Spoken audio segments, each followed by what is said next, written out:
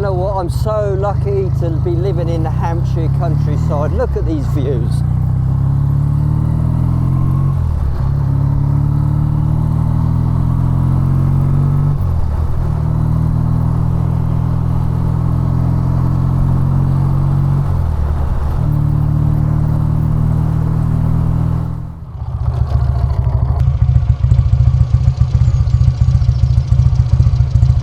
The sun's shining, we're in the beautiful Hampshire countryside.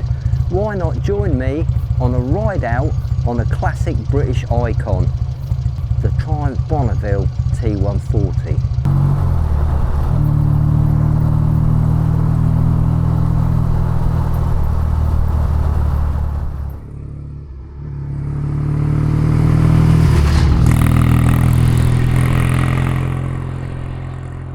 So let me tell you about my T140.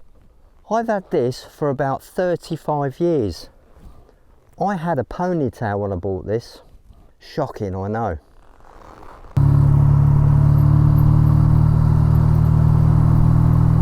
And this is what the Bonneville is all about, those sunny days, jumping on it, not having to worry about MOT or tax.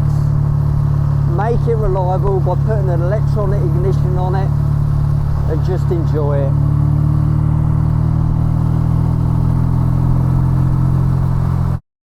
It got a bit hot in the traffic, so I put a Norman Hyde oil cooler on it, which adds to the oil capacity and it cools the oil down, and that was a worthwhile addition.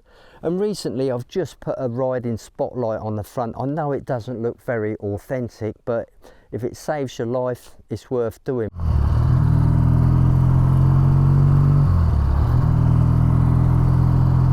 So I've put some decent pipes on it from Armours, and I've rejetted the carburetor. It's an easy job, I'm restricting it. This bike's life, when it was new, it went to Nebraska, and 2 years later it come back to England, so that's how I got hold of it.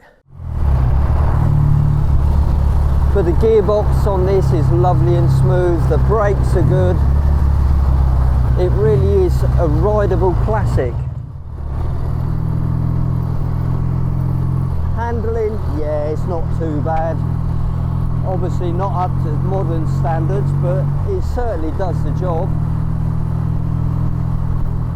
So this bike cost about 679 new. What's it worth in today's money? Anywhere from about 6.5 grand up to about 8 grand. This one is probably worth about 7.2, something like that.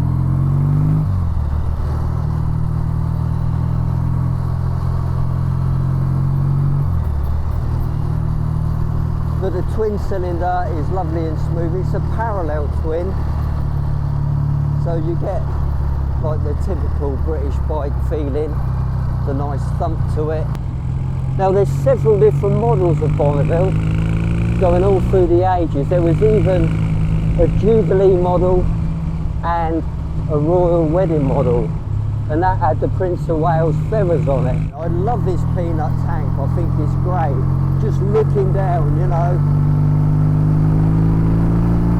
and it launches. When you open the throttle, it kicks you in the pants and does everything it really should.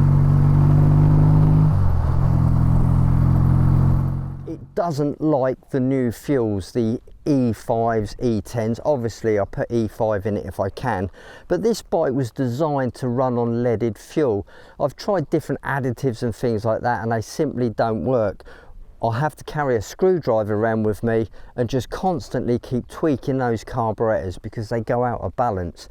Now the earlier Bonnevilles had Amel Mark 1 carburetors and they were spot on.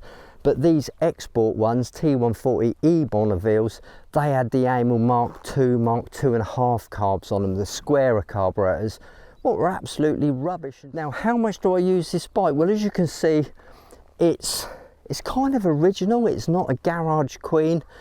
I don't polish it. It hasn't been restored. I just pick it up and use it, and because it's MOT exempt and tax exempt being 1978, I don't have to faff around with all the MOTs and things like that. I just keep it maintained, get on it, use it whenever I feel the need. Obviously you have to insure them, but that's cheap. You get classic insurance now, which costs next to nothing.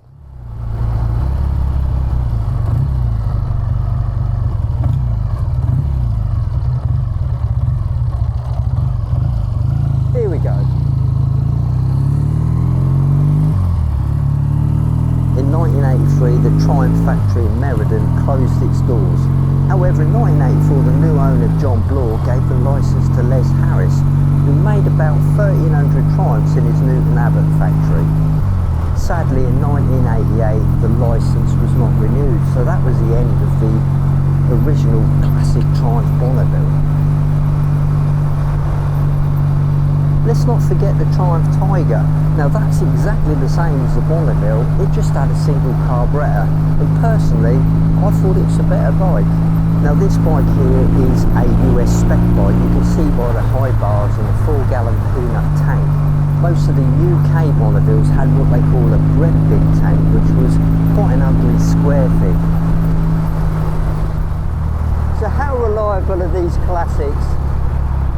Well, they're really reliable as long as you sort of take the time to make sure everything's right.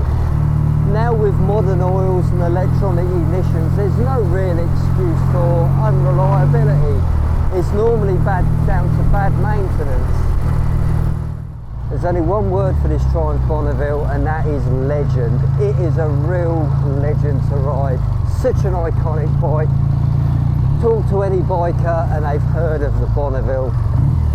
And if you ever get a chance to lay your hands on one of these Bonnevilles, go for it, because they're just an investment. They're fantastic machines.